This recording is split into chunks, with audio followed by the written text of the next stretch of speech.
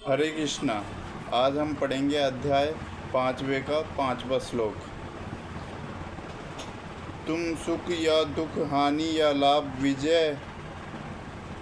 विजय या लाभ, पश्चाताप का विचार किए बिना युद्ध के लिए युद्ध करो। ऐसा करने पर तुम्हें कोई पाप नहीं लगेगा।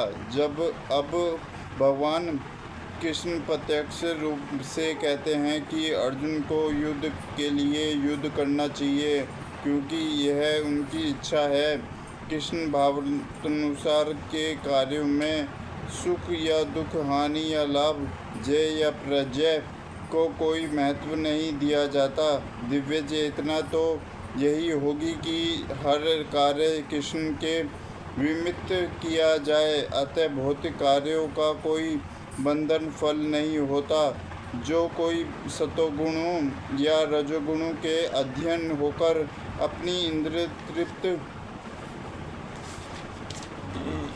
के लिए कर्म करता है, उसे अच्छे या बुरे फल प्राप्त होते हैं। किंतु जो कृष्ण भावत के कार्यों में अपने आप को समर्पित कर देता है, वह सामान्य कर्म करने वाले के समान किसी का कृतज्ञ या ऋणी नहीं होता।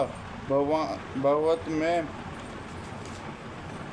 कहा गया है, जिसने अन्य समस्त कार्यों को त्याग कर मुकुंद श्री कृष्ण के शरण ग्रहण कर ली, वह ना तो किसी का ऋणी है और ना किसी का कृतज्ञ। चाहे वह देवता, साधु, समाजन अथवा परिजन, मानवीय जाति या उसके पितर ही क्यों ना हो।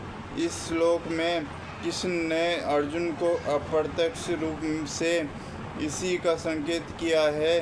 उसको व्याख्या अगले श्लोक में और भी स्पष्टता से की जाएगी। यहाँ मैंने विश्लेषण अध्ययन द्वारा इस ज्ञान का वर्णन किया है।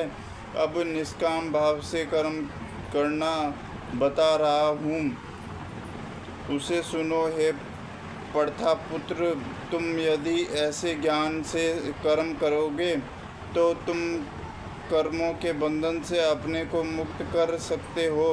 वैदिक कोश नियुक्त के अनुसार सांख्य का अर्थ है विस्तार से वस्तुओं का वर्णन करने वाला, तथा सांख्य उस दर्शन के लिए प्रमुख मिलता है और आत्मा के वास्तविक प्रकृति का वर्णन करता है। और योग का अर्थ है इंद्रियों का निग्रह। अर्जुन का युद्ध न करने का प्रस्ताव इंद्र तृप्त पर आधारित था। वह अपने प्रधान कर्तव्य को भूलकर युद्ध से दूर रहना चाहता था, क्योंकि उसने यह सोचा कि धृतराष्ट्र के पुत्रों अर्थात अपने बंधुओं को परास्त करके राज्य भोग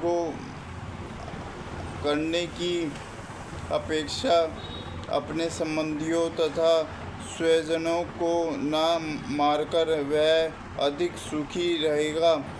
दोनों हो प्रकार से मूल सिद्धांत को तो इंद्र तृप्त था।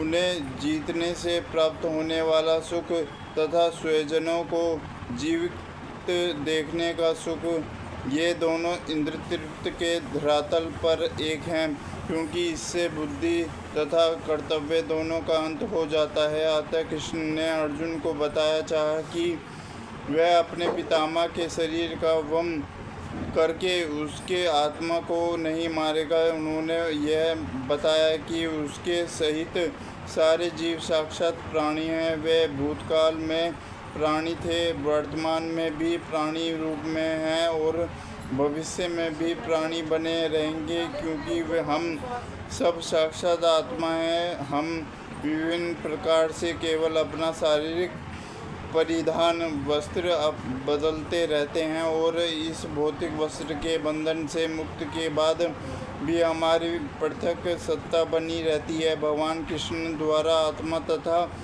शरीर का अत्यंत विषाद विशेष अध्ययन प्रस्तुत किया गया है और निरुक्त कोश की शब्दावली में इस विशेष अध्ययन को यहाँ सांख्य कहा गया है। इस सांख्य का नास्तिक कपिल के सांख्य दर्शन से कोई सरोकार नहीं है। इस नास्तिक कपिल के सांख्य दर्शन से बहुत पहले भगवान कृष्ण के अवतार भगवान कपिल ने अपनी माता देवदूत का साक्षात श्री भगवान में वास्तविक संख्या दर्शन पर प्रवचन किया था। उन्होंने स्पष्ट बताया कि पुरुष या परमेश्वर क्रियाशील है और वह प्रकृति पर सृष्टा दृष्टिपात करके सृष्टि के उत्पत्ति करते हैं। उसको वेदों में ने तथा गीता ने स्वीकार किया है। वेदों में वर्णन मिलता है कि भगवान ने प्रकृति पर दृष्टिपात किया और उसमें आणविक जीवात्मा प्रविष्ट कर दो। ये सारे जीव भौतिक जगत में इंद्र तृप्ति के लिए कर्म करते हैं रहते हैं और माया के वशीभूत होकर अपने को भोक्ता मानते रहते हैं।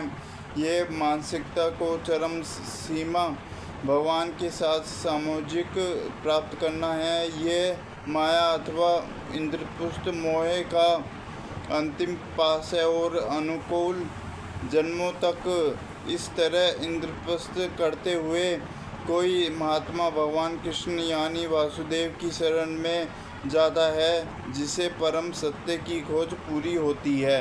हरे कृष्णा।